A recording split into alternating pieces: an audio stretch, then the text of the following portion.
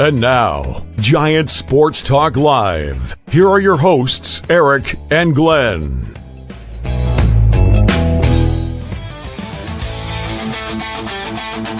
We're talking Giants every day.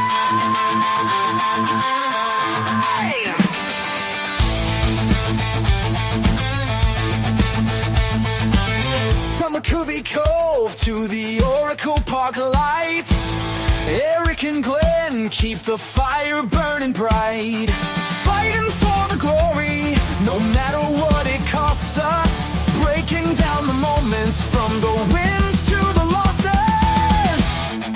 Giant Sports Talk, we're here for the ride. Eric and Glenn with the fan base pride, talking dreams, will they contend? But we'll back the Giants till the very end.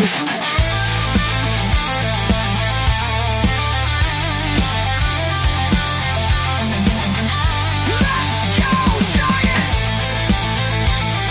Yes, yes, yes!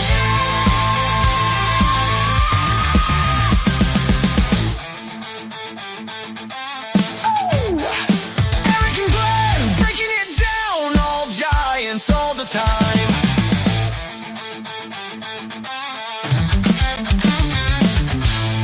All right, welcome to Giant Sports Talk Live, the fourth and final postgame of today. Another four-gamer in the bag.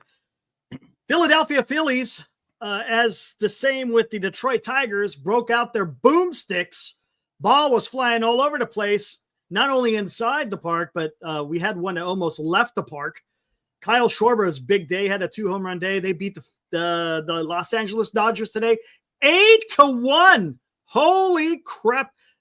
To be honest with you, did not see that one coming. I thought the Dodgers are going to wind up taking it today, but hey, there you go. It's baseball, Glenn. What you think? Things can happen, Eric. I said to you, and I thought you agreed with me, but I think we're just playing it out. Enjoy the games because the Blue Jays are the best team in the postseason. They've got it all, man. They do. They've got it all. They threw a bullpen game today, Eric. And what did I say? They scattered 4 hits in 8 innings. Mm-hmm. That was the bullpen game. That was the one you had to worry about, and they were dominant. They beat the Yankees.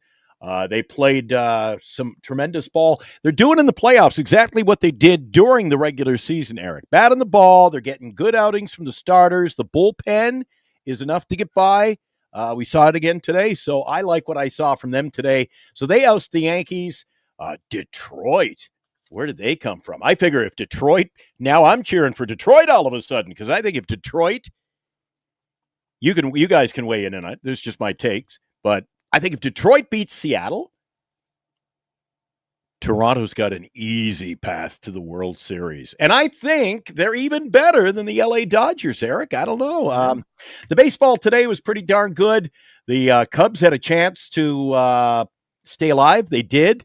But I'll tell you what, they didn't make it easy because Milwaukee, they had their chance in the 8th inning and they blew it. So, I mean, every game played today had a little something. I mean, there was a high offense, good pitching, good defense, and so there's a little bit of everything if you poked your nose in it enough, Eric. Yep. And you were talking about the bullpen. Blue, I need to ask you something I've been talking about with the Dodgers. Bullpen. If the starting pitching can't go deep, there's going to be an issue with that bullpen. We also talked about Kershaw and his ability, or I should say inability, to pitch effectively in the postseason. We saw it on display in today's game here, the nightcap, so to speak, with the Dodgers. I mean, it was bad. He gave up 4 earned. We could talk about this. Dave Roberts left him in there. Don't know why he left him in there to rot on the vine, so to speak. Glenn, what'd you think? Well, nobody else would have been left in for that long. You say he may have done that. He may have been a victim.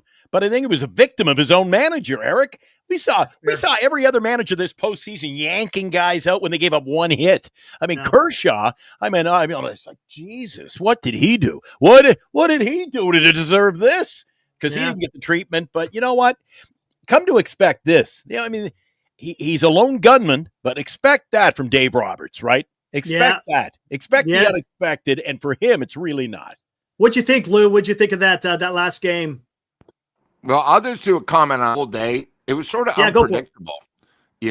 I'm sorry I actually had to work, so I missed some of your other calls. But every Oh, good. game, you got to remember, Seattle led 3-1, and all of a sudden, Mhm. boom, boom, boom, boom, they're down 9-3. Yeah. Milwaukee, to tell you the truth, had a chance in the eighth, but I thought, I'm not even sure what the hell happened on that safety squeeze where it screwed it up. It screwed the momentum. That one play might have changed the whole series because it was 4-2. They had two people on, one out. The guy, it was a nice safety squeeze, but the guy at third was so far, not even close. He was closer to third than home. That affected everything. And they had a chance in the 6th and the 8th. They just couldn't get the big hit. Then you go to the Blue Jay game. It was unbelievable. I think the Yankees had 2 hits until really late. So it was one of those things where the bats just didn't show up for the Yankees when they're against the wall. And then the Dodger game, 2 big errors sort of opened the cans. The game was close. I mean, Yamamoto only really gave up three runs on like 4 hits. But the thing with the Dodgers and these teams that lost, they just couldn't get the big hit when it counted. And, Philly did. And Philly, tell you the truth, Philly right now with the race tomorrow is going to have a huge advantage because if they win tomorrow, they then go back in a crazy, crazy Citizen Bank for game 5 where all the pressure is really on the Dodgers. So, but it was a big win. And the other thing, too, is you got to remember, Philly was the number 2 ranked. Philly is still showed the heart of a champion tonight, a little Rocky Balboa. And, they just weren't going to fall. But that's where in these games, when you have a chance, you got to bury these people, and except for you pulling out a gun and killing them, you get a chance. You're up 3 or 4-0. You got to keep adding on. And, it was just one of those things. And, what's exciting now is we only really lost 1 series, but we have 2 series tomorrow. And then we got another one on Friday. So playoff baseball at its finest. Absolutely. You know what? The Philadelphia Phillies early in the game, Lou, did you watch the game from its entirety? I watched probably everything except, I believe, the 6th inning.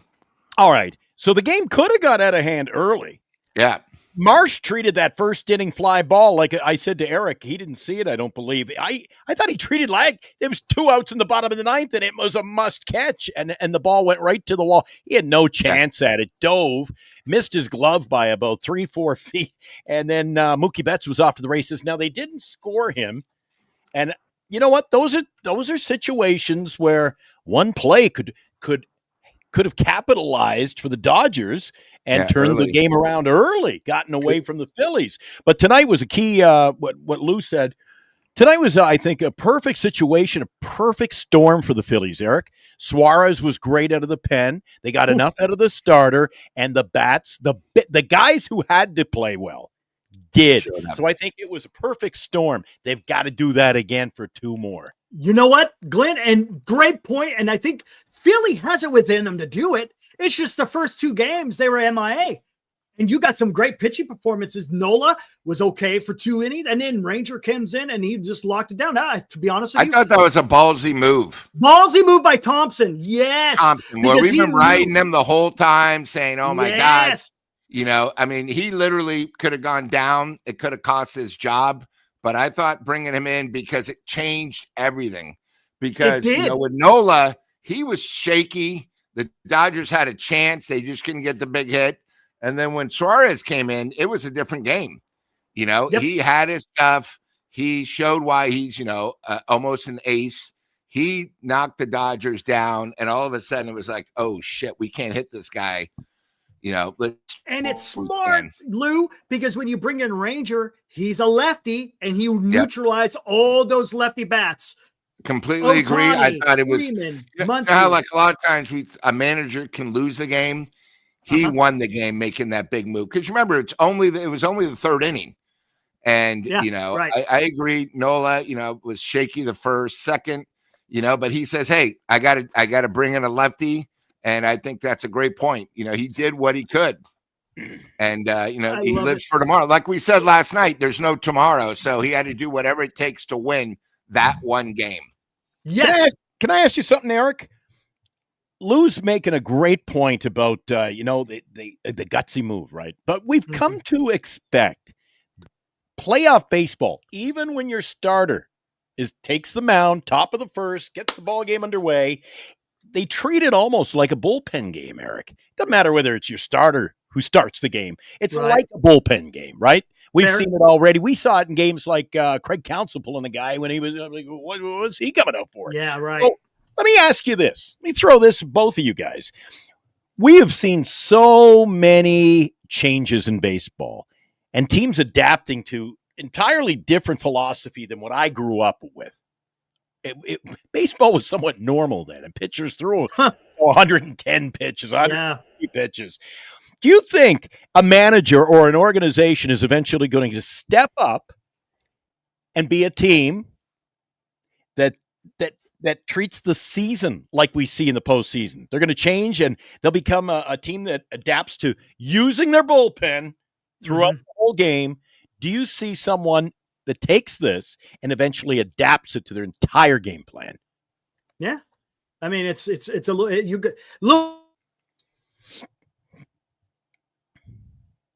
I would love to hear what Eric had to say on that, because I thought he was going to come in firing on us, Lou. Well, look, while we get back specifically and to talk to Lou's point, and you're going to have to. Yeah, I know. Yeah, to piggyback on what Lou said. Yeah, take two. Okay, this is it for the Phillies, right? If you're out of it, you're done. So you got to be aggressive to a certain way, and hey, it worked for him, right? You got Nola out there who you looked at his numbers, right? Was it a couple of post games ago? Wasn't fantastic. He was kind of wishy-washy, had a lot of injuries, but then he got enough out of him. Then he brings in Ranger Suarez, again, a gutsy move, but hey, it's win or go home. And the good thing, and then I must hit up Ibrahim. It says Schwarber is legit hot and out of his slump, game changer. And that's going to be huge for the Phillies, because not only if you're going to pitch, if you got guys like Schwarber who start getting on the hot streak at the right time, it could spell trouble for the LA Dodgers. I mean, the first home run he hit was absolutely nuked, almost left the damn park in right field. But this is what you got to, hey, we've talked about that. The guys who get to pay the big bucks got to step up in these big times. By the way, hey, Dodger fans, I'm going to have to come at you. Ohtani. How's Ohtani hitting, guys? Yeah. What's he doing out there? Come on. What's going on? Dodger fans. Look, he might come out and get hot, but he ain't doing shit right now. I'm sorry. He ain't. What has he done in this DS? He's got, one hit and an RBI, some shit like that? Come on. Yeah. He's got to do better than that. If you want to go for it, he's got to do you better. think starting him? We all talked about this in the hot corner a week ago. Do you think starting him plays mental gymnastics with him at the plate, especially where he's a DH, and that is his sole purpose on the club is simply to step in every few innings and hit, and all of a sudden now he's a good pitcher. But do you think it plays mental gymnastics? Maybe. And here's the part: who's starting tomorrow? It's not going to be Ohtani. I thought it was. Why would you throw Glass now? I mean, if I'm the Dodgers, I want to get it done in LA. I don't want to try to go to freaking Philly. And I would have started to Shohei Ohtani. He would have been on regular rest, right? If I'm not mistaken. I don't understand that one. Why would you go out there and throw Glass now tomorrow? Well, there's another prime example, Eric, because you just saw Glass now. Didn't he just come in relief a couple of games ago? Yeah. The pitching in the postseason, it's a freaking free-for-all. Who knows? Look, I get it. I get the weird moves if it's an elimination game, but teams are doing this in like the first and second game of the series. Yeah, well, then they're going to eliminate themselves. Shenanigans, gimmicks. I don't like gimmicks, Glenn, Eric. Yeah. And Glenn, to your question, I don't think you could do this over 162 games unless you have depth and a great farm system.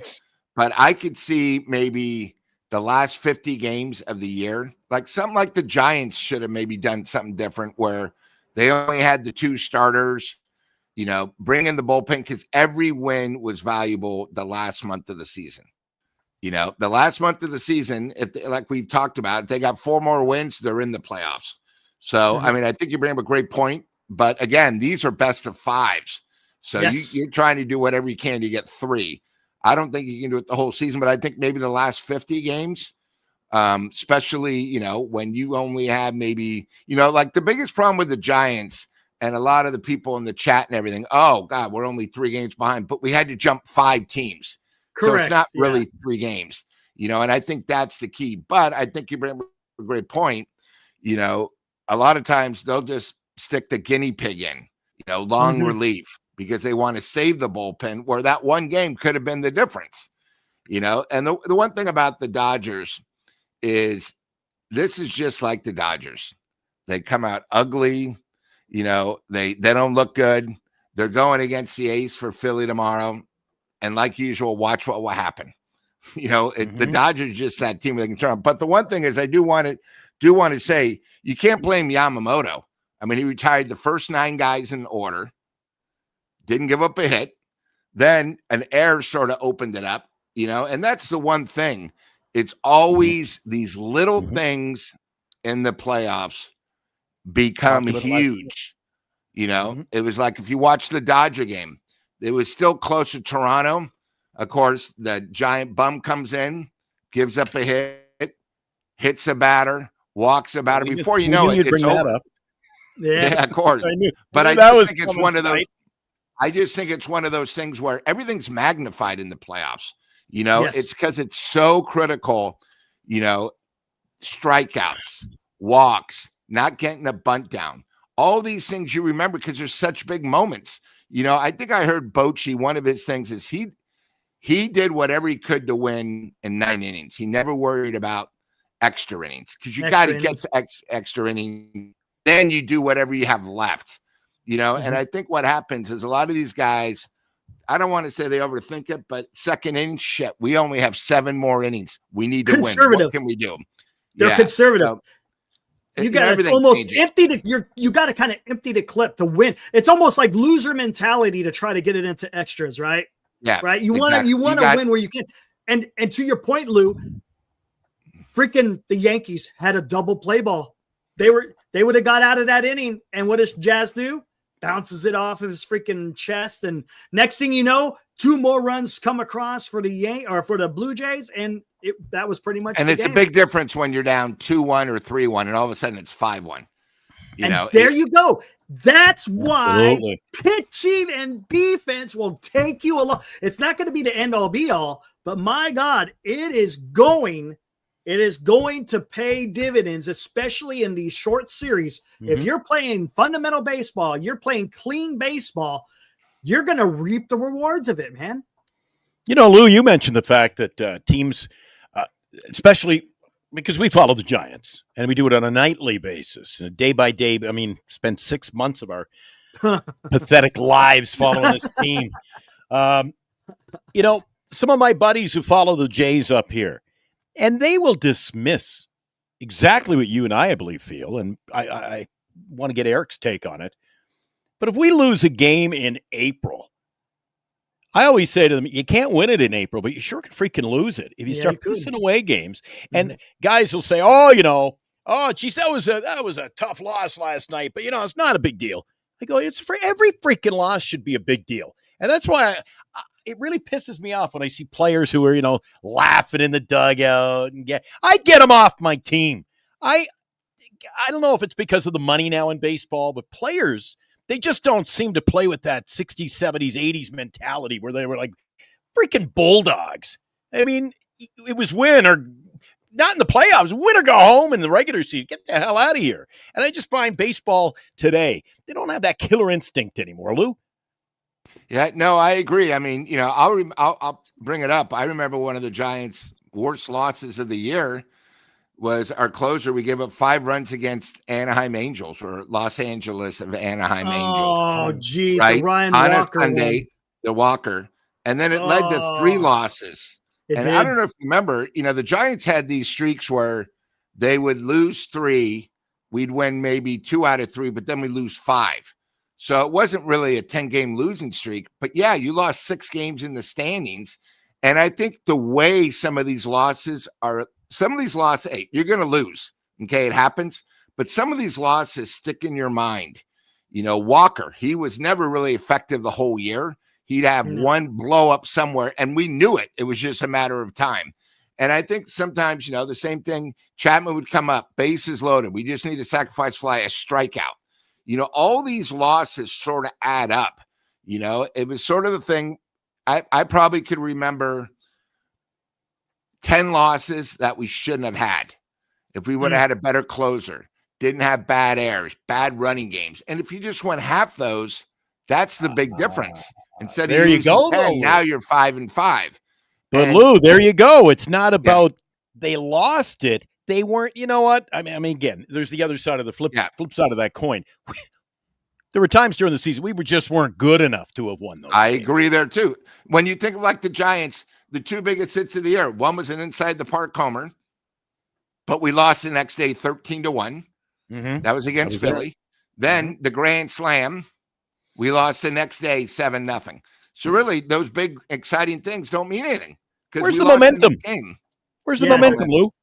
And here's another thing, talking about Giants. Think about it. If Ryan Walker converted 3 of those saves, Giants were in the third wild card. Let's go back to that homestand when we lost. We got swept by the Pirates and by the Marlins. Florida, 1-5. Yeah, those two series. Won 3 of those games. That's stand out.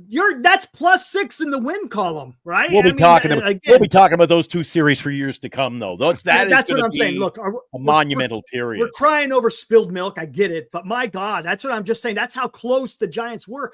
And look, how deep they would have gotten the playoffs, we don't know. Yeah. I mean, because they're not in there, so we just don't know. And you know what, Lou? Let me add something else, Eric. Lou, you mentioned it one night because you remembered I was there, and I that little girl, she wasn't a little girl, she was like 12, 13 years old. She came, I can't remember, England, Ireland, Wales, somewhere. They were on a vacation. That was on the day after the inside the park homer to see Bailey play. Yes, and again, he sat because he played the night before, and he's a catcher, and a lot of, blah, blah, blah, blah, blah. Overpaid freaking players, right? Yep. I got to ask you, Lou. We had won the night before in a thriller where he stepped up and won it. What happens to momentum when you take him out of the ball game the next day? It's sort of the same thing. I'll use an analogy, NBA. Stephen Curry goes for 50, including the winning hoop. But since it's back-to-back the next day, they sit him. And you also just have it, oh, my God, Steph's not playing. Their head's down. They already think they're going to lose. And, it's such a killer, I mean, we're lucky baseball, there's 162 games. In the NBA, there's only 82. So even the tough losses are even more magnified, And it's sort of like, one of the things about baseball playoffs and the great part about it is the Dodgers, they didn't play well tonight. The better team won. And now you're really going to see, can the Dodgers step up and be who we all think they are? That's the one thing about this year. They didn't play the regular season. It was all about getting healthy for the playoffs. Now they got knocked out tonight. And thank God it was only a standing 8 because they get to battle tomorrow. But, they're sort of up against it. And, I'm not going to lose any. You're not going to lose any sleep. But I'm just saying, it's sort of good that the thing tomorrow, that's the weird part, is it's a 3:00 start. So that means the shadow's going to be there. Right. The pitchers all have the advantage. So right now, if I'm a Dodger fan, I'm going, oh my God, we just came off a tough L. We got to go against their ace, and it's going to be tough in the first 5 innings because the glare. It's 3:00. I mean, you could see it like the Cub game today was very weird. Like in the 4th inning, once the sun sort of left, it was a completely different thing. The wind was whipping. Yeah. So I said that to Eric. If you watch the guys who were carrying on to the left of the screen, they were standing there. They stood the whole game, right? And everybody was in like beautiful, like early fall attire. But then by the 9th inning, I saw they were all bundled up. I mean, they looked like that the political character, right? He had his mittens and he had his hat on, and oh my God, they looked cold there. Yeah, and even the first 3 innings in Chicago and you got a fly ball. I mean, it's like a mystery. Some of these guys is. just don't see it because they're not used to playing at that time of the day, too. That's the other thing. Good point. You know, you don't see too many games during the year that start at 3:08. You know, usually how about games like in the 8th inning. So that Seattle-Detroit game, I only caught just bits and pieces because I was busy, but it's weird watching playoff baseball in the middle of the afternoon. It's just, it just doesn't look right. I'm used to seeing it evening time. Yeah, now maybe dusk into the evening, not mid-afternoon. I don't know about you guys, but the first round where it's 2 out of 3 and we had 4 and 4, I kind of look forward to that. It's a great way to start. Lots of ball. But here we are a round later. You know, I hate to say it, boys, but I'll admit it. I'm getting a little burnt out today. Like 4 games. I mean, there's no reason why you weren't playing either National League and then American League and American League, or split them up. A National League game and an American League game, and then off like bye days. But this 4 games again today. I mean, then we got 2 tomorrow. And then we could have one Friday. Yeah. No, we are having one Friday, right? Yeah, the American League game. The American League game goes Friday. That's right. I thought that was tomorrow. Somebody mentioned in the chat. But what did you take from today, the games you did see, Eric? I tell you, the ones I got to see the most was the last 2. That Yankee, speaking of which, talking about the Yankees, did you see this clip? The manager. The one I sent you? Oh, okay. No, boom. John Schneider. Listen to what he said. Again, for those of you who don't know already, Toronto Blue Jays beat the New York Yankees 5-2. They are moving on to the ALCS, but this is great. Listen to what he had to say. Okay, hey, ready? Every single one of you fucking bullpen game, Nathan Lucas, Miles Straw, all you motherfuckers, it takes everybody every day. Start spreading the news, bitches. Now you can't. When you see Bob Melvin, did you see Bob Melvin doing that? No. Start spreading the news, bitches, he says. Oh my God. Dude, that guy, do you see? Okay, there's a difference here, right? He knows his baseball and he knows how to motivate his guys, right? That was awesome. Did you hear what he said? An MF and bullpen game. All these other guys come through. What did he say? Playing hard every day, something to that effect, right? Yeah, they do. I love it. That's the attitude. You got to go out there and win every day, especially in the postseason, because you just never know, man. Now, Eric, we're very lucky he's not in Montreal because that's regular French he spoke, not Quebec French, because some of the people might not have understood Quebec French if they played in Montreal. Glenn understands the joke, being in Toronto. No, hey, you know what? I think what's great too, I think what's great too, it's a fresh team. Toronto. It is. You know, where, people forget because they're probably too young on the chat. When Joe Carter got the big hit, Toronto at one time, especially when they had Steve, it was Toronto and the A's. They dominated for so long. And now, again, Toronto, it's sort of funny. They were the ones beside the Giants that always tried to get Judge, tried to get the big superstar. They said they were going to spend money. They couldn't get him.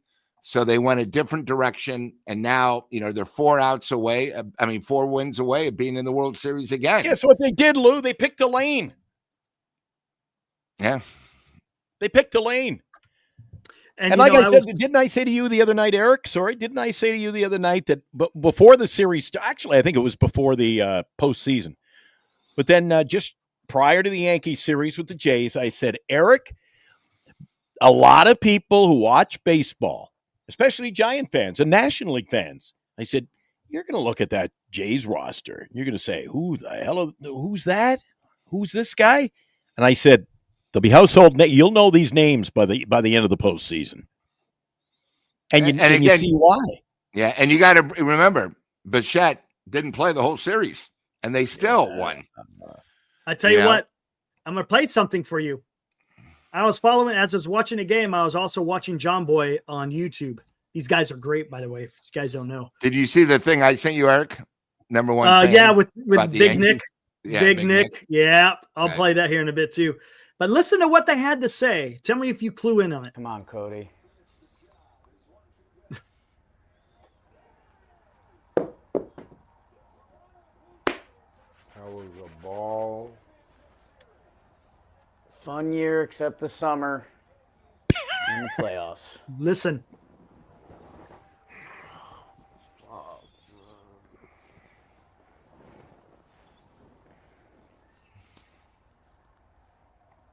I say we hire the Blue Jays hitting coach. David, I would love. he doesn't agree with their philosophy.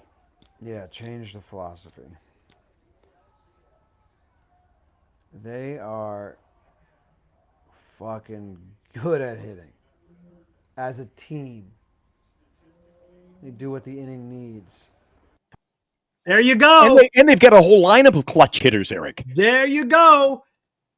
See, even Yankees fans are understanding. Exactly It's like not Milwaukee just Brewers. about the long ball. It's about making contact. Gosh, I've been talking about this since I was blue in my face. I like that style of baseball. You make contact, the home runs will come. Yeah, But if you're just out there trying to make contact, that's what Blue Jays did all season long. Eric, and the Brewers are sort of the same way, but what's good is their 9 players that start all know their job. Okay, Yes. Vladdy leads off. Let's get it going. Okay, so Bochette's not batting second. Now the guy, hey, let's just get on. Let's do this. My job is to get the runner over. The third guy, hey, less than 2 outs. Sacrifice fly, need to make contact so the run can score. Everyone knows their job. And I think it's key. And again, we're talking about making the defense beat you.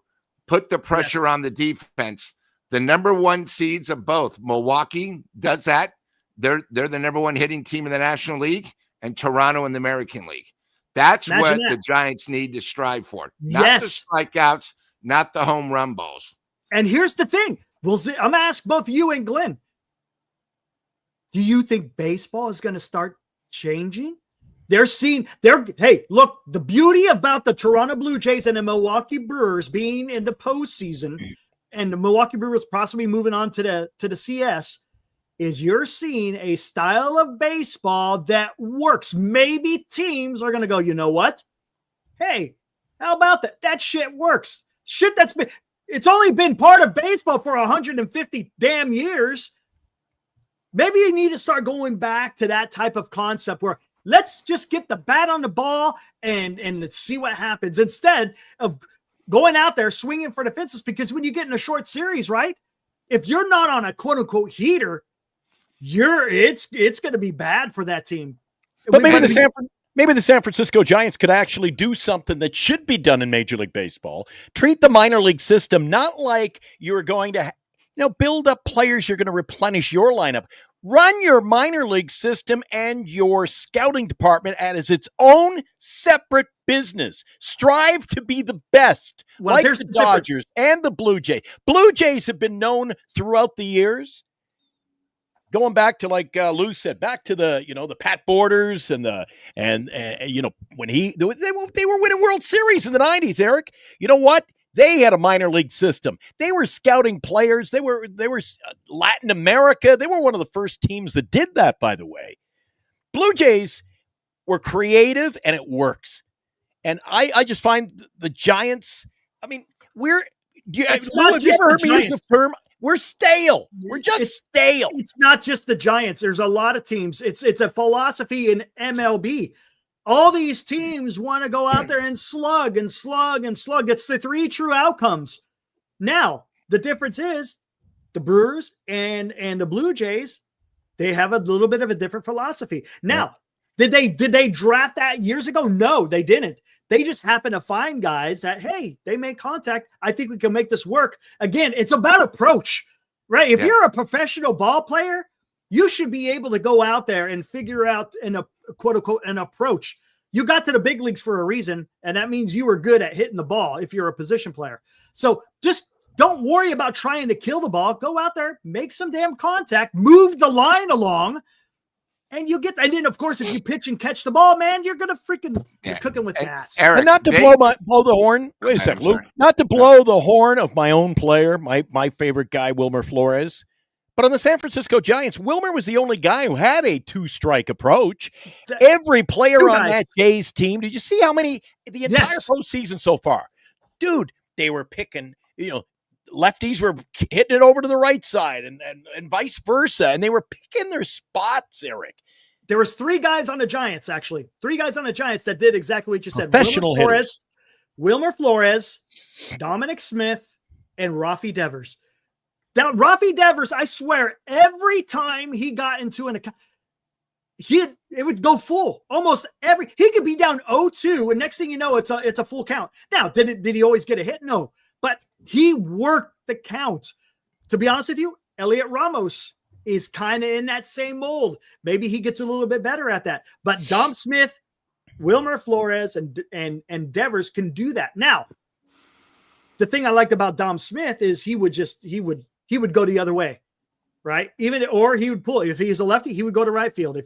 Sometimes he would pull the ball. But to your point, what Wilmer Flores was so good at doing, and same thing with Buster Posey when he was playing, when they could take that right field approach, man, that's just butter. It's just butter, man. I love watching that stuff. And maybe the Giants get back to it. Hey, let's get to the super chat. Ibrahim. And now, another Giant Sports Talk Live Super Chat. Thanks, Ibrahim, man. Appreciate that. $10. Volpe and Dominguez, cautionary tales on prospects. Some of the most highly touted. Ask Yankee fans about them now. Great point. Right? Volpe, oh my God. He was not very good in this series. He wasn't. Listening to John Boy and crew, boy, they were not pleased with the play of Volpe. And Dominguez, we had 1 at-bat? I mean, he got a double, but I think wasn't that his only at-bat in the entire series? I think and so. It's just, look, it's nice. And Lou, this kind of goes to your point with young Bryce Eldridge. Sometimes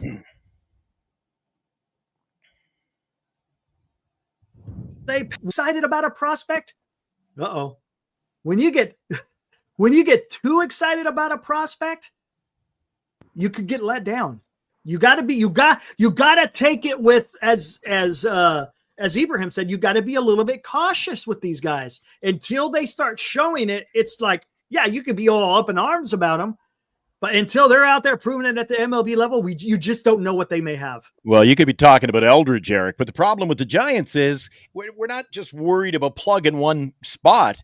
I mean, look at the Jays and names we don't necessarily, well, I do, but most people in baseball wouldn't recognize unless they're watching the playoffs on a nightly basis. You're starting to, right. Nathan Lukes. Everybody's going, who? Geez, he had a good game. Who the hell's that? But Eric, we don't have a Nathan Lukes. We got a bunch of guys we got too many holes to fill this offseason. And to your point, you said you can't rebuild it in a year. This is why this is going to take some time, Eric. It could. No, there's no doubt. But let's see what Buster Posey does. I don't know. Yeah. I don't know. All those guys in our chat, Eric, who've been so fired up about what has Kyle Tucker been doing, Eric? Not much. Oh. Not much. Eric and Glenn, he got picked up today. Yeah, I think the key thing is when you talk about Milwaukee and Toronto, they create their own rallies. They don't need help from the defense. And that's Correct. The big thing. And I think when we really think about baseball in the last 4 years, and this is where Milwaukee and Toronto are probably ahead of the group, and you're bringing up a great point, the bullpens have changed. You used to have guys that threw 90, 95 miles an hour, right? Now they throw 99, 105 miles an hour. Yeah. So we're still going in where it's all about the range of the bat, where we try to hit homers. Now there's more strikeouts. Nobody's hitting for average. But if you look at Milwaukee and their whole team, and you look at Toronto, they all have guys that have adapted to the pitcher and are hitting for averages. So it is possible. You know, like I look at this and I think, hey, the best free agent out there is what's his name?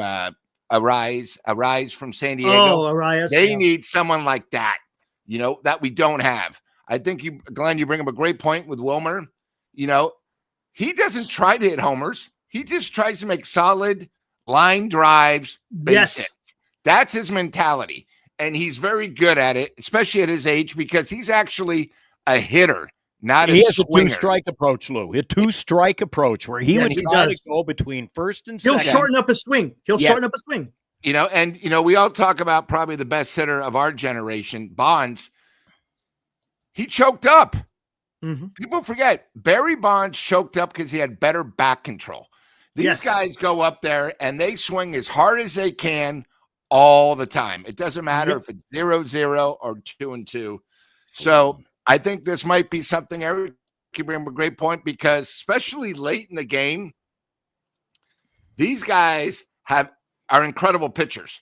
I mean, you watch them. How can you hit 103-mile-an-hour fastball? How can you do Right. it? The ball literally comes off and it's already there. That's where these guys that are so used to just making contact line drives. Growing up playing baseball, it was all about just making contact and line drives. The homers are going to come to you. The gappers are going to come to you. As Dan would always say, we should change the ballpark. Well, no, you got to get personnel that fits the ballpark. And I That's think correct. that's the biggest problem with the Giants. True. If you look at Milwaukee, I'll just say Milwaukee, they have a ballpark. They got rid of Adames, obviously for a reason. Okay. They now have guys that are contact hitters. They got a chance to go to the dance. You look at Toronto, and they're missing probably the third best player, I'll say. They create an alley. I mean, the thing about Toronto, before you know it, you blink an eye, you go to the men's room for a second, they have 3 guys on. It's like a walk and 2 hits. Now they have their big boppers, and then that's the difference when the Giants are 1-7 in runners in scoring position. You give it to Toronto, they're 7. They'll be 3 for 7, and then that's the difference between winning a game and then losing a game. Now that we're going to see the Blue Jays play on a consistent base, you're going to see the Jays play more. So you're going to learn more about them, Eric, Lou, and everybody in the chat. And you guys, I want you to do me a favor. When you're watching the Blue Jays play, keep this in the back of your mind when you're watching. And think of what I always said about the Giants and what they did the first week of the season and threw out the philosophy. You watch how a guy can go from first to third on that team and how many times you'll look and go, geez, Glenn Call, geez, another inning. They got a guy at first and third, because the guy on a hit, they're not settling for second. No. Now there's an occasional sit like today. I think there was a play today where Judge got the ball and threw a BB. The guy broke. You got to give credit Carter. to. You got. But they're working. Yeah. They create. Listen, you got to get breaks, but you can create your own breaks. You can. The other thing I love about Toronto is when you do hit a homer, they get lucky. I love the jacket. Giants don't have anything like that. When you get a homer, they have nothing. They don't think of these things because you see how excited they are. We have the little TP and we throw the sunflower seeds. That's horrible. I like it where they get a jacket. Like as soon as Guerrero hits a homer, he goes, "Where in the hell's my jacket?"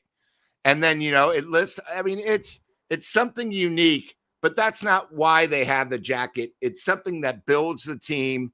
Everyone's involved. I mean, if you ever see when someone gets the first homer of the year, the whole team goes crazy, because they want them to be part of it. And really, that's the definition of being a team or just playing for a check. And I thought sometimes they share with the Giants, there were guys that were just playing for the check. Yeah. Yeah, just the way they look. Hey, we got a new person here, Roseman Carino. I haven't seen you in here before, Roseman. Welcome to the fraternity we call Giant Sports Talk Live. Said Dodger fan here. I think we're done. What? He says what? I think we're done. Glasnow has great stuff, but he's very inconsistent. Yes. The momentum has changed, to be honest. Tomorrow is a must-win game. I do not want to go back to Philadelphia. Can't blame you. That's fine. That's fine to say tomorrow you don't want to go back to Philly, but you're up 2 games to none in the best of 5. Calm the Hey, it happens. Down. Well, 2 games to 1 now. Eric bought up. Show. Says about Philadelphia. Like I said earlier, I think Philadelphia played a well-rounded, as perfect a game as they could play today. They did. You're going to have to roll the dice and hope all this falls into place again for 2 more against the Dodgers. Yeah. So there's a lot of factors that got the tumblers, as I say, got to fall into place for them to come back in this. Eric brought it up the other day when the Giants went to Cincinnati and won the last 3 games. The other night. He says it's happened. That's why they play the games. And I'm sorry, I said this before. Yes, the Dodgers were hot there for a while, but I'm telling you, they are vulnerable. They are. I mean, yes, the starting pitching is decent, and but the thing is if the starting pitching stumbles at all, the Dodgers are going to have a tough time. If they could get to the 6th inning, they're kind of in a good spot. But if you're having, like, Yamamoto only goes 4, you're asking for trouble for that bullpen. And look what happened. They bring out Kershaw, and he absolutely just shit the bed. I mean, there's no other way to put it. I mean, that was absolutely horrendous.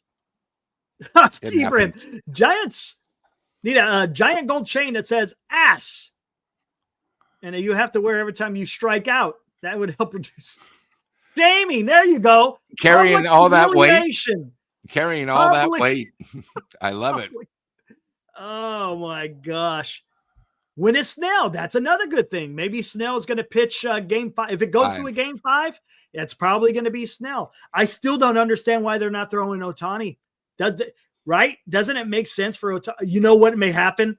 He'll pitch tomorrow if Glasnow, if he starts shitting the bed, they're going to bring in Shohei. Yeah. But then it's you can't use him then in game 5. And then you can't use him in game 5. That's a great point. That's also the advantage winning 2 on the road to start. That helps. Yeah, it helps. But no, you know what's so great about baseball is you never know. When you think you know baseball and the results, it just boggles the mind. And that's what makes the sport so unique. It's unlike any other sport there is. Oh, you know what's funny? And I don't know if you know about this. Marty Lurie in his documentary, him and his partner, Michael Gaines, they were getting into the betting stuff years ago. And they had like a little business, right? Where they would bet on games, and they had this formula and all this stuff. Come to find out, right? It was good for a while. And then all of a sudden, it didn't work no more. And then they were losing money. That's the thing about baseball. It's really hard. It'll humble you, right? You just, as much as you think you know, all it takes is a weird bounce ball and everything changes. I think that's why we love this game so much. I agree. And I'm excited tomorrow. I mean, they're going to be very, and again, I'm a much bigger National League fan because, we get to see them in the Giants. 2 riveting games tomorrow. The Brewers had a chance today to knock the Cubs out. Didn't. The Comfine's going to be crazy like we talked about. And then, with the Dodgers, and especially I love that one Philly fan. Did you see him? He had his whole now there's a real fan. The guy had the baseball full face, everything, and his team's down 2-0. He didn't care. He's there to support his team. And that's what the real fans are. And then, Eric, I've never seen the 3 amigos, those guys with the Yankees that lost. What a great way. They watch the game. They have people criticizing them. They probably have a couple thousand followers. So they get paid to watch Yankee baseball and criticize. What a great idea. Ain't that something? I love watching them because they cover the Yankees. Oh, the reactions that they have is absolutely hilarious. NorCal wants to know the schedule. There it is tomorrow. 3:08 for the Phillies and Dodgers and 6:08 for Milwaukee. They have not announced their starting pitchers, so that's going to be interesting. Sanchez going for Philly and Tyler Glasnow. We'll just say a starting for the Dodgers. But yeah, how about that? And you said you like National League baseball. Do you think Toronto Blue Jays is like National League, even though they're in America? It is. They're like old school National League. They sort of remind me baseball of sort of how the Cardinals were in the 80s. Yes. They would hit the ball. 80s. They would use the speed. They would use the back then there was artificial turf, but they did whatever the advantage was. They steal the base, they bunt over, they hit behind the runner, they use sacrifice flies. And the thing they could is they have a team where they don't strike out. So you can do that. And that's a big advantage when you get guys that can actually have bat control. It's such a big thing, and if you look at all the teams that were in the playoffs that got eliminated, a lot of these teams had holes like San Diego. When you think of them, they struck out way too much, and it's hard. It's no good if you don't get a rally only in the top of the 9th, and then the umpire makes one bad call, and then you feel like they screwed you. You got to be consistent. And the other thing about these teams that are still remaining, it doesn't matter after the 3rd batter. 4 through 9 are just capable as 1 through 3. It's 9 guys that can hurt you at any time. Right. Yeah. When you have that's a deep lineup. And what I mean by deep, they give you good, hard at bats, and they're going to put the bat on the ball. I mean, that's how when the game was first created. Yeah. It was just about putting the ball in play and running around the bases and trying to catch it and all this other stuff. That's what I love watching that. I love watching guys put the ball in play, see what the defense does. And if maybe the batter can outrun it, maybe there's a bobble somewhere. And next thing you know, the guy is safe. He steals second. Next thing you know, the guy hits a single and they ruin score. I mean, it's just, and again, today there were a lot of plays throughout. Like I saw Judge made an incredible play. And I think the guy for the Cubs, where they had bases loaded, and it was a shot down the line where if they don't get them, 2 or 3 runs score. Got to put the pressure on the defense. Hit it where they're not. And you know what? If the guy makes an incredible catch, salute your cap. But 85% of the time, he's not going to get that ball. And all of a sudden, there's a rally. The big thing about rallies is when somebody hits a 3-run homer, the rally stops. But if you get 5 or 6 straight singles, my God, it's like a tidal wave. And you know what it also does too? Hitting's contagious. It is. And it also puts more pressure on the pitcher because now he's stressing. It might be a high. How the hell are they hitting that ball? That was a slider 2 feet out. And it's messing with their head. Right. And then you're keeping them in the game a little bit longer. And then you wallop them. And gosh, it's just so much fun. And don't get me wrong. It's a home run. It's exciting. Don't get me wrong. But my gosh, I just love seeing, as you said, National League Baseball, small ball, whatever you want to call it. It's fun. Glenn, we were just talking about how the Toronto Blue Jays, very similar to National League Baseball. Oh, very much so. Very, very much so. And again, I think there's a difference. There are hitters. There are guys who take at bats, and then there are collective groups like the Blue Jays. Lou mentioned Milwaukee, that are professional hitters. A la the names you mentioned, I mentioned, Lou mentioned. Yeah, Flores Wilmer, is a professional hitter. Devers. Flores is a professional hitter because he's done it and he's proven himself every year to be a solid hitter. And when you take that approach too, guys, you wonder why we always seem to. How many times have you, Eric, thrown out? Oh, Wilmer Flores, he's the best hitter off the bench. He's clutch. Why? Because that's his approach. He knows how to hit. Yeah. When you're not, you can't, guys are up there too often. They're just. I mean, do you think Bailey is a professional hitter? Of course not. He gets up there. He's flailing away. My God, it's embarrassing almost. You feel bad for the guy. We need to take the approach where get in the lane and get me some good players. And Lou, I don't know if you heard me say this last week. I don't know if you'll agree with this. Everybody says, we've got to build around Adames and Chapman, our stars. I'm like, no, hell, we got to put stars around Adames and Chapman, etc. Because they're not stars to build around, in my opinion. Adames and Chapman would make a star or somebody close to it to a star, the protection. It's sort of like, we talked about with the Yankees, Grissom. I didn't think he was that good with Florida. But my God, when he's around on the Yankee team and he's got help, my God, this guy's a stud. Yeah, he's a complete stud.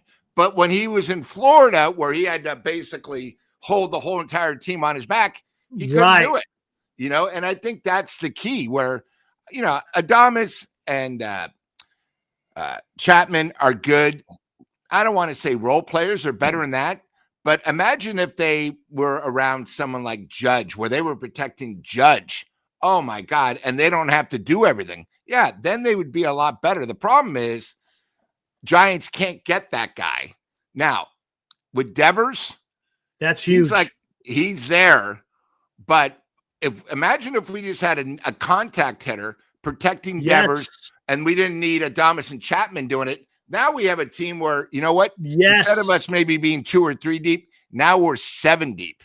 I think one of the things about the Giants we talked about is, I don't know how many times 7, 8, 9 were like 1 for 10 with like 8 strikeouts. Right, And, right. you know, you got to be able to sometimes flip the 7, 8, 9 over to 1 and 2 so you have a chance. You know, we just didn't do that too much. You know, it would be all right. You know, Ramos, he's 0 for 2, and we're in the 5th inning. Well, dude, we got to get, you got to get people. Plus, you got an opportunity where you get these veteran guys that can hit. Like the one thing about Devers is you want to watch him hit. Yeah. Right. You knew with that stance and everything, like, dude, this guy, if he hits it, he might do something special. Nobody else on the Giants, you would stick around. Now, again, I'm glad. I I'm think glad you Flores threw out the name. Go ahead. I thought Flores was great to begin with, but he's not a full season guy at his age. He was great in the beginning. He carried the Giants, but at the point, in his age and everything, nobody else really followed. Then you had Adames that went through his streak, but nobody did anything when Adames had his streak. They got to have it where they can do it together, constant, and I think that's the difference between the Giants being a 500 team and seeing these other teams that are 20 games over, and that's going to be Buster's biggest job. We got to stop thinking, we pick up players just to fill the roster. Okay, that's one thing, but we got to get players that fit the Giants concept. All I've heard is for the last 3 years, we got to change the ballpark. Why can't we get batters? We don't need the home run guy because we have Devers now. We have Adames. We got to get guys that can hit the gaps, hit a guy that can lead the league in doubles, a guy that can maybe lead the league in triples. You get guys like that. Well, our team now is so much better. And I think the other thing, too, is when pitchers go against the Giants, they know Devers and that's it. They're not really scared of Chapman. But when you look at Toronto or Milwaukee, all these other teams, like, shit, there's like 6 guys that can hurt me, and that's the one thing the Giants have to get to. It's I said on the show, game. I'm glad you come in and you throw out the name Arise. I said about a month ago, I said, that's the kind of guy you got to get. Preller went out mid-season. It wasn't even mid-season. It was early on last season, and he went out and got him. It was May 7th. There you go. 5 weeks into the season. Geez, Lou's pulling an Armand, pulling the stats out like, holy cow. Because I remember I was upset that we didn't get it. And they gave up nothing. It's like I threw out that name, Lou, a month ago. People in the chat, it was at nauseum. Glenn, he can't hit. He's too old. He can't hit. I'm like, what do you mean he can't hit? He hits 300 every freaking year. He won the batting title with 3 different teams, 3 consecutive years. Dude, preach to that choir over there. To your right. Because they came in and said, we don't need him. I'm like, you're right. We need him. We need about 5 of him. That's what we need. Not 1 of him. If any team had 5 of him there, you'd be doing some damage. But, and to your point, Lou, Giants won 3 World Series with let's hold on. The Giants won 3 World Series when the park was bigger than what it is now. It can be done. There is a pathway. I don't want to tailor the park to the home run ball. That's not what baseball is not home run derby. Because that's the advantage to the road team. Yes. Correct. The advantage would be the road team has the advantage in all ballpark. Right. And you're going to have to go out there. You're going to look. And here's the good thing. You're talking about the construction of this team. Last year, Buster Posey only had so much wiggle room because they had to get under the CBT because they were already, 2 years over the tax, I think, right? So they were getting penalized with draft picks. And if they signed any player with a qualifying offer, you also lost draft picks. So you're up against it. So now this year, Buster Posey could do a lot more work with the roster than what he did the previous year. Of course, we still got to get a manager, but as far as the players are concerned, they got a lot of wiggle room to go out there and figure us out. And you know what, Lou? I mean, this is not out of the realm of possibility that the Giants get a trade done. Who will be involved in the trade? Who the hell knows? But the way Buster Posey has been working, he comes out of left field with shit that you don't even expect. And nobody, including the Giants players, knew about the Devers trade. That's huge. And that's huge. See what we got to deal with there, Lou? Arise hit he hit 292 this year. He's slowing down, regressing. My God. 292 wins you batting only- titles these The days. only thing is there's no It place. does. There's no place for him to play on the Giants. That's the only problem. That's it. Well, he That's did the play only- second base before, and then It's they hor- moved he's him to horrible, first though. because they needed it. Oh, he's bad. It's like he's got no range. And that's the problem. That kind of goes against what Buster Posey wants. I understand. He loves the contact, and so do I. But the problem is you got to be able to catch the ball, and he is not. All right, a then very if he but we doesn't had- do we had second, times- who do we had we really have times- at first? Yeah. Tell me. I mean, why can't he play first base? Maybe Eldridge isn't ready to go 160. Well, games. Devers, we I don't think- know. We just threw him in. Then you have Devers at DH. I'm just, there's stuff out there. When True. you get a chance for a guy that can bat like him, again, he's the only guy in my generation, 3 batting titles on 3 Right. different teams. The guy can hit. Oh, he That- absolutely can. hit. That's all I want to say. I know he only batted 190. I Absolutely. mean, he only batted not 192. It was 292, and 292 he would have led the Giants. So I just wanted to I think bring he that up leads by most of 20 the some National point. League.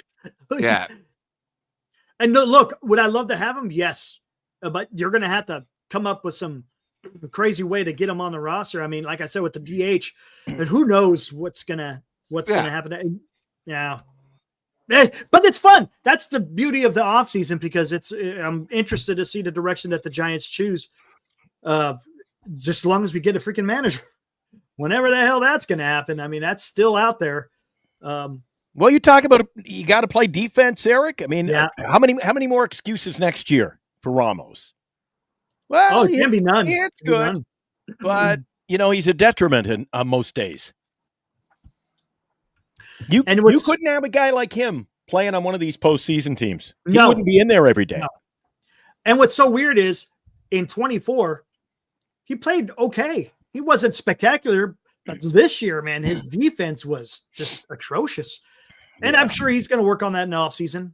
So Buster Posey has come out and said he likes him and he knows that he's going to work hard. So we'll see what happens. I mean, we don't know, but Do you know if anybody on the Giants, the younger players, are playing fall ball?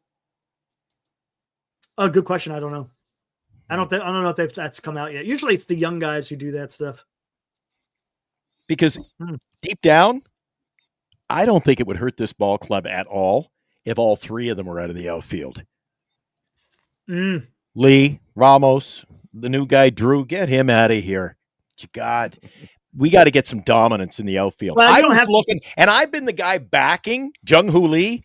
I looked at his complete stats online the other day, Eric, before our show. Never got to them. Didn't need to in that period of talk. But I looked at what he's good at and what he's not. Dude, he's like in the lower 10% in baseball range for a center fielder. And I thought he was tracking balls down. When I watched the game, it seemed like he was okay. Yeah, I don't know. Yeah. The statistical breakdown of his play defensively was atrocious. Yeah, it's bad. Well, you know what? Bichette's the same way at shortstop. He might be better at second base because he's got you don't have to throw across the diamond from shortstop, so he'd probably be a better second baseman. I've debated you a few nights over the course of the last 2 years, Eric, year and a half, whatever we've been on. I've debated you a few nights that you can have all the defense and pitching in the world you want, but if you get 2 hits a game, you ain't going to win anyway. So we got to balance things. You got to have a balance. And there you go. It's about balance. And the teams that have the balance, a la Toronto Blue Jays and Milwaukee Brewers, well, you're going to go far.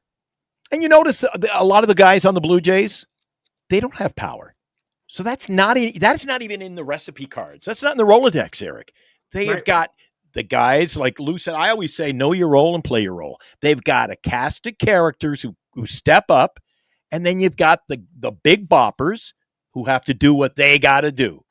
But with the Giants, it just seemed like everybody was they didn't know the role. That's one of the problems with the Giants. I don't know if they know, each player to a man knows his role on that ball club. They're all swinging for the fence. They don't run.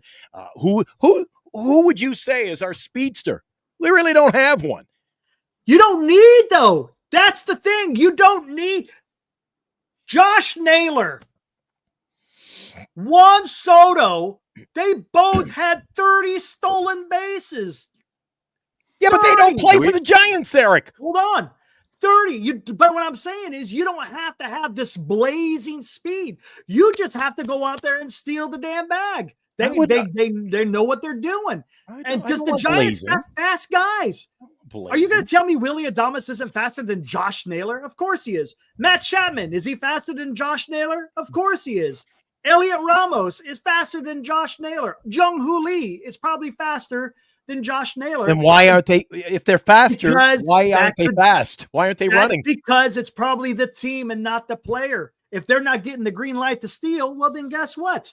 Lou, do you know how many times I was at the ballpark this year and I'd actually text Eric from my seat, and in a lot of days I'd have a good chat with Dean. I'm sure you've seen Dean on the show. He sits next to me a lot of games up in 321. They would pinch run a guy in the bottom of the eighth. And 3 batters later, there'd be 3 outs, and he's still standing there. I'm like, what the hell's the reason for bringing in a pinch runner if you're not going to run? He's called a pinch. Yeah. He's not a pinch base stander. He's a pinch. Whoa, the microphone's running away on me. A pinch runner, Lou. Yeah, I think the Giants have really dropped the ball, especially now where they made it easier to steal bases. You know, the Giants haven't adapted.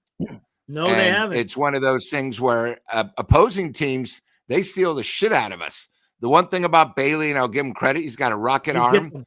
But he gets them, but you know, they keep trying on him because it's an advantage. The Giants don't do it. You know, it's the most. I don't even know how many steals they had. Probably in the last 2 years, they probably don't have 100 combined. Hey, listen to this. Giants ranked 29th in stolen bases. There you go. 68 total stolen. That's Josh Naylor and Juan Soto combined have almost exceeded. How many do they have in the season, Eric? 30 and 30 for both of them. The Giants altogether 68. 68 total? Yeah. And they probably had Tigers. They probably had a dozen in the first month of the season too, where you know they were winning, they were doing the small ball, they were stealing. Yeah. You know, what are you going to do?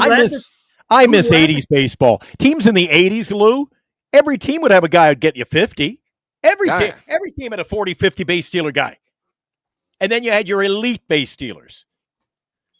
Here we go. I'll do top 10. Top 10. Tampa Bay Rays, number 1, 194. Milwaukee Brewers, 164. Chicago Cubs, 161. There's the Seattle Mariners are tied with them, 161. New York Mets, 147. Boston, 139. Miami Marlins, 138. New York Yankees, 134. Texas Rangers, 134. And then the top 10 here, the final one, the Nationals, 132. There was a lot of 150, 160, 170s there, Eric. All these teams with 100 more. I wish there was a way you could find out how many attempts or how many even stolen bases they had per month of the 6-month season. And because I tell you guys, the last 2 months of the year, I can't remember too many times we ran. Not very many. There's only spots here and there. Like in the beginning of the season, right? They had numerous games where we're like, holy shit, they're running all over the place. And then all of a sudden it just stopped. Yeah. It just stopped. Like it's sort of like your internet service, just stops. Just stops. Yeah. And then you see Eric. Then you see Eric running through Galt after the Xfinity truck, doing his. Come back, dude! It's freaking annoying as hell, man. Unfortunately, my damn router's way over there. Every time Bernice and I see an Xfinity truck now, I go, "Where's Eric?" Yeah, that's a fact. Yeah. All right, guys. So, what do you think about tomorrow? Ooh, first game 308. Phillies and Dodgers. Sanchez versus Glasnow. Dodgers wrap it up tomorrow. I think Phillies played their perfect game tonight, as perfect as they can go. And I think Conehead goes about 0 for 4 at first base tomorrow. And don't you think that I use the term perfect game? I mean, all of their top guys performed today.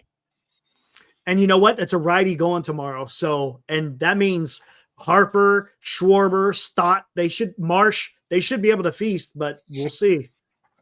Well, you say it's a righty for 1 inning, maybe. Well, no, because Shohei will probably come in behind him, which is another righty. That's what I'm getting. Unless Who else would they Unless throw they're out? saving him for the last game. Well, who did they bring in? They brought in Bandit today, unless they bring in they brought in Dreyer today, so you won't see him. So who do they got? They still got Vesia. Who else do they got for a left? I got to admit, Eric, I'm starting to lean your way. You got me leaning. There's not a lot of depth there. Yeah. I'm buying in what you're selling. I'm drinking Kool-Aid. About Philly, they had 3 HRs. You know, they're not going to get 3 HRs tomorrow. No. You know what I mean? They had the long ball which came in. It's a lot different at night Dodger Stadium than during the day. So, and you know, again, we're talking like last night was nothing. This guy still is a stud pitcher. So, you know, he knows they don't want to go back to Philly. I'm just excited because, hey, it's going to be a great game. And then, you know, we have the Milwaukee who should have won today, just couldn't do anything right. And the Cubs survived. So 2 good games tomorrow. I'm excited, you know, baseball. Yeah. And you know what? I don't know I can't sit here and tell you who's going to. It's hard. It's hard. This one's hard. I just don't know. They don't even have a starting lineup, or not a lineup, but the starting pitchers for the Cubs or the Brewers. So I don't even know.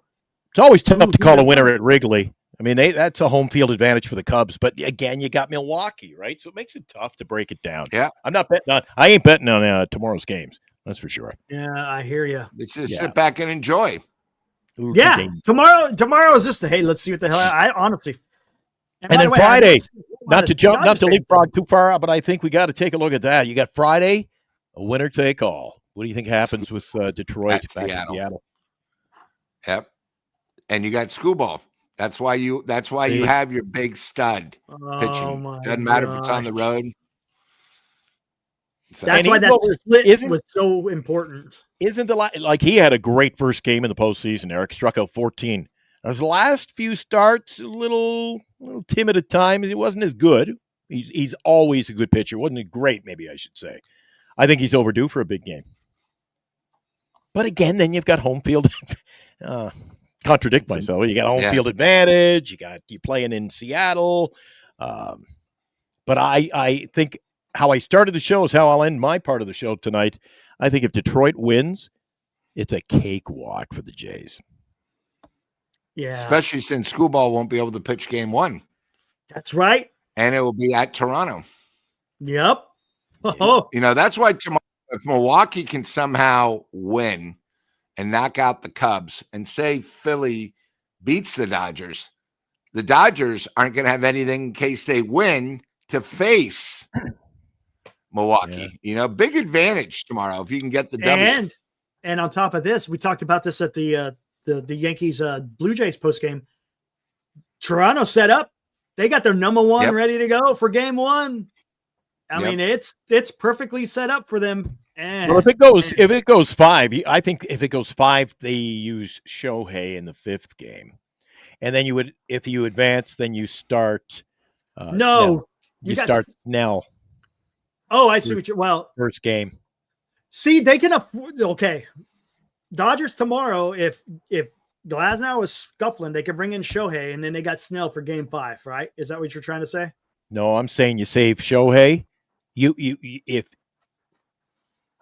it's, I guess it depends on what's going on in the game. Depends on what the score is, but I think remember, you're talking about a team, Eric, that you look at that bullpen. I think that, like we talked about, leaving the pitcher in that game was it a little long? Well, maybe you got to balance out. You know, are we able to come back in this game? He's scuffling. Now we're down 5-1, 6-1. It ended up 8. So maybe you got to save pitching, Eric. Yeah. When it's time to save it. And I think you can set yourself up, because remember, if you advance and play Milwaukee, holy shit, that's going to be a tough series. I think I want Snell starting in game 1. Yeah. That's why they were talking. I don't know if you heard it, Lou, during the Jays broadcast. Or do you guys in the States get the same broadcast as we do up here on Rogers Sportsnet? Yeah. Did you get Martinez? No. Right. See, we don't get the great Martinez. We get FS1. Yeah, it was FS1. So, the Jays broadcast is really good. Who was it on there? Dan Shulman and Buck Martinez doing the game. Yeah, you got Shulman, who's one of the best ever, and then you got Buck. They're the best 1-2 combo. We had that's why people in the chat get upset at me when I say Kruk and Kipe are great for us. But when you listen to some of these other guys, they're just, They and our educate guys are you, getting Lou. old.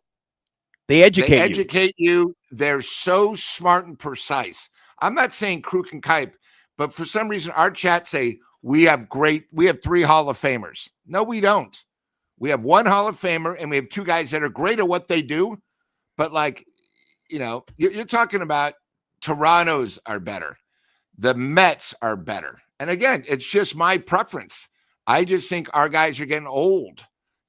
Our youngest guy is really a homer. I'd rather listen to the Giants on the radio than listen to Kruk and Kipe and Fleming on TV. That's just me. Yeah. Hey, can I ask you a question before we time out of here? And maybe I'm having a brain fart here, but if there's no reason why, so if Ohtani could come into a game and pinch hit, and then what happens? Okay, he's now our pitcher. He can hit and pitch in the same game, right? Yeah, he's the Yeah, DH. it's just if he comes out, you would lose your DH. Yes. Right. No, you would lose the DH if he comes out. Right. If he goes and pitches, he would fill your DH role in the lineup.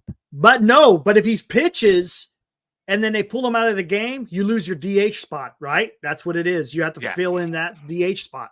So you got to be careful. Right. But to start the game, so he's pitching. It's like going back a decade. Your roster, instead of him batting 9th, he'd be at the top. It'd be P hits 1.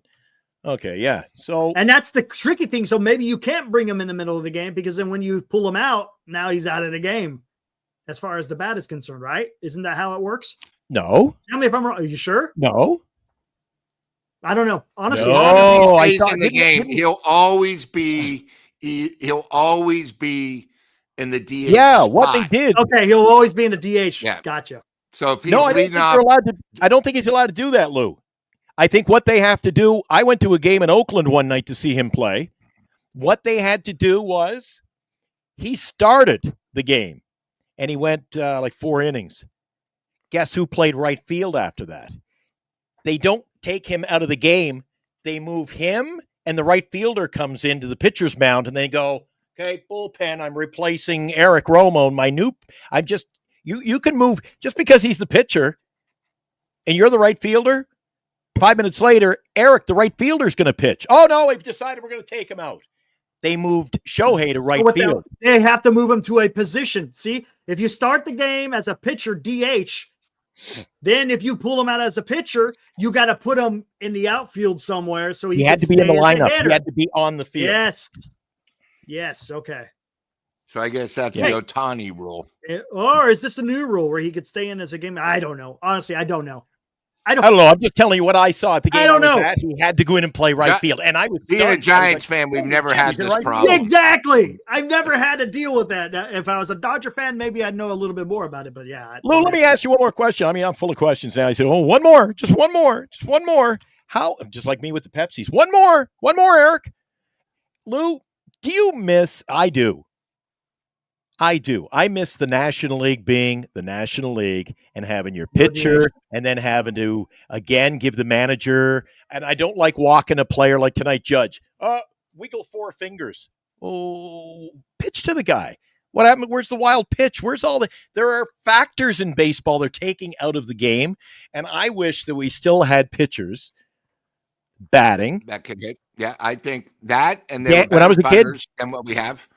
Dan Schatzler was a great hitter, and we all know what Mad Bum did with the bat. There was strategies. There was when do you take him out? It was all strategy. It made baseball. The other thing I would still do double switches. I used to love where you knew the umpires. Now you don't know the umpires because the National League had their own umpires. Big Fat Joe West. You would know when he's there because you recognize him. City. Yeah. And then it was just one of those things where Ed Montague, you knew who they were. And now that they're all intertwined, it's not the same. It's like, it's just one of those things. So, and you know what? But I'm going to throw something. I do miss it. let me throw you something, Lou. And I asked Eric, and I kind I of mean, look at and Glenn. I'll tell you the best manager. Tony La Russa used to bat his pitcher 8th, not 9th. He was the only guy. He would do 8th because he said so many times happened there'd be rallies in the 9th batter, so we'd have a guy like his shortstop, because then it felt like he had 2 leadoff guys. Someone bat 9th and 1. So I wanted to bring that up, but go ahead. I'm sorry, Glenn. No, fine. I threw something at Eric one night. And is it in my notes?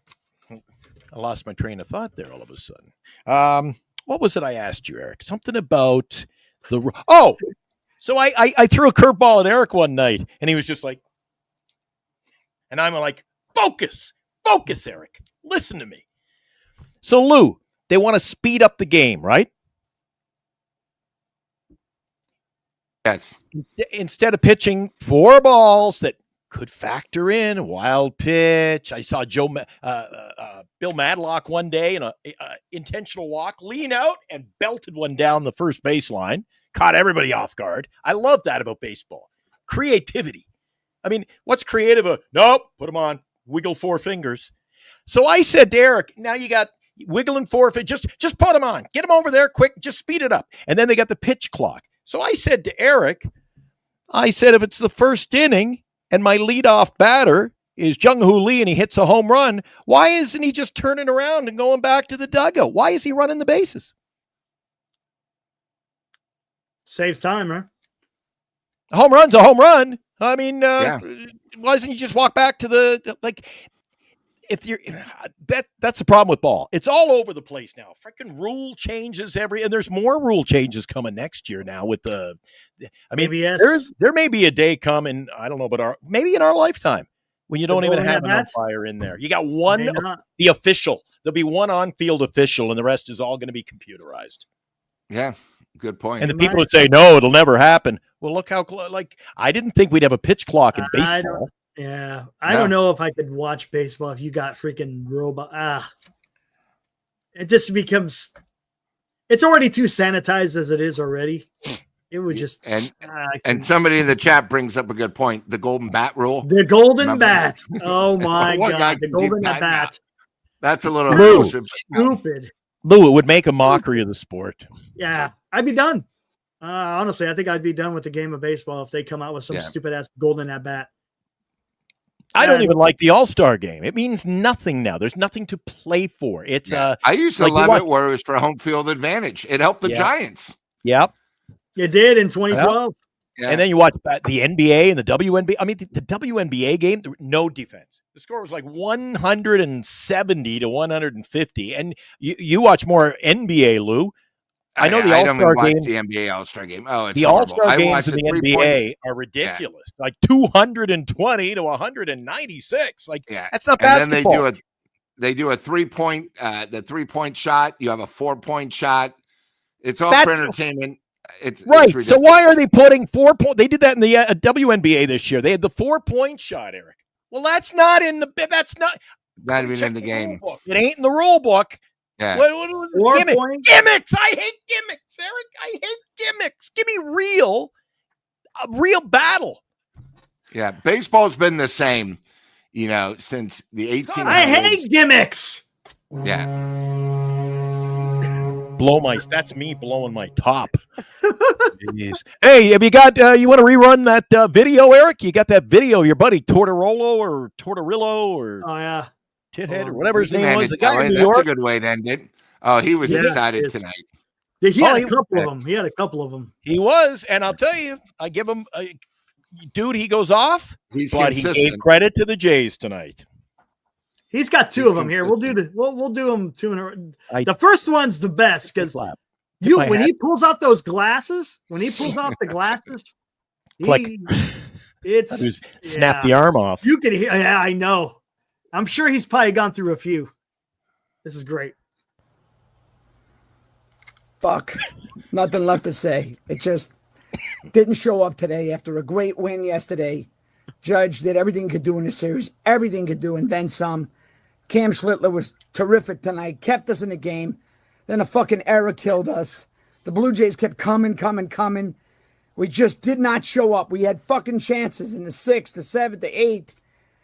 Unbelievable. Just got beat by a better team. It's always the same shit, a fucking error that killed us when it was a 2-1 game. Just always, every year, the last 8, 10, 12 years, disappointing shit, season after season. It fucking sucks. Hey, we hear you. We know all about that. But he makes an interesting point, There you Eric. go. Makes an interesting point before you run that one. Do you notice he said, Schlittler kept us in the game? But what did the Jays do? They kept coming and coming and coming. And the defense failed the Yankees today. It could have been a much closer game. There's nothing left to say. We didn't show up. We didn't fucking hit after a great emotional win. I thought we would have momentum, and we shit the bed as an offense. Judge did everything he could do. Cam Schlittler was terrific.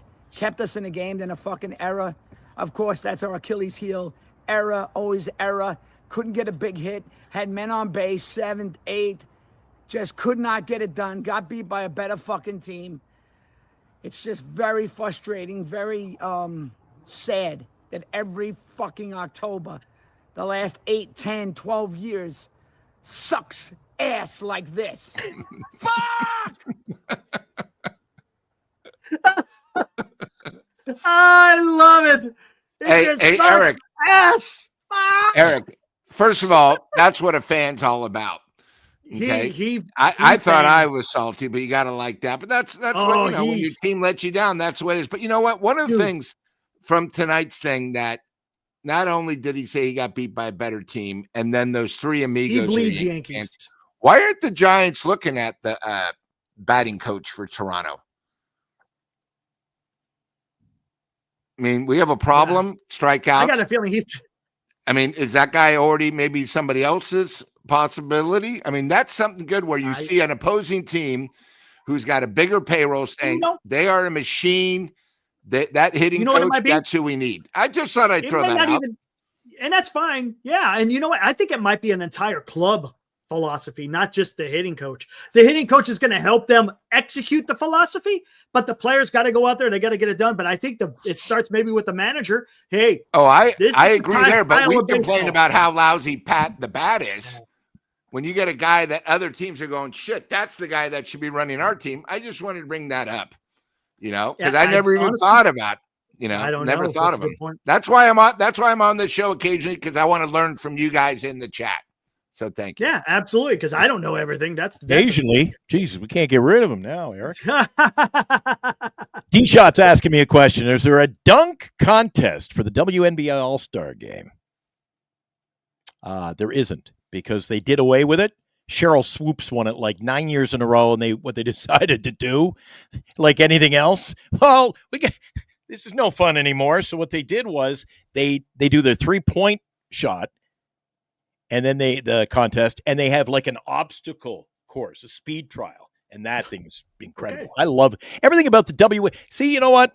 I'm going to hear it anyway. Guys shit on the WNBA, and then like Dan, do you watch it? Nope. I said, well, then how can we have a debate on the topic when you do not watch the product? So you know what? I like it better than the NBA. The NBA has gotten so boring. The NBA ratings are in the toilet, eh? Nobody was watching. It has been for a while, I think, right? Yeah. All right. Hey, I'm ready to get out of here. We got 2 more games to do tomorrow. We'll be just here. Two? Just two? Just two. What am I going to do all day? Yeah. Dodgers and Phillies in the first game. Yeah. Brewers and Cubs for the second game. Guys, thanks for hanging out. It was fun. We'll do it all over again. Maybe there could be a game 5. We'll see with Phillies and Dodgers. And see, you come in here, you still hear some Giant. We had plenty of Giant. Whoa. You didn't have to shut me down. I mean, I know I talk a lot. But good God. Whoops. But no, we did a little. Yeah, we didn't get too deep in the Giants talk today. We'll do it another time. Because look, eventually there's going to be news. Yeah, we got the whole offseason. We're going to eventually we'll get to somewhere with the manager, whatever. Dude, it's Thursday. Are we in a short window or what? Yeah, hey, man, I thought it would be done by this weekend. It might not be. It might not be. Gosh dang it, man. Whatever. That'll be, I said in my show first, I think it was the first show today, I said, that's coming, and that's going to be a show in itself. So we'll be breaking that down as soon as it goes Absolutely. live. Thanks, Dom. All right, guys, we'll be back Thanks, here Lou. tomorrow. Lou, as usual, thank you, sir. Lou joining the crew. Let's do it again tomorrow. Woo!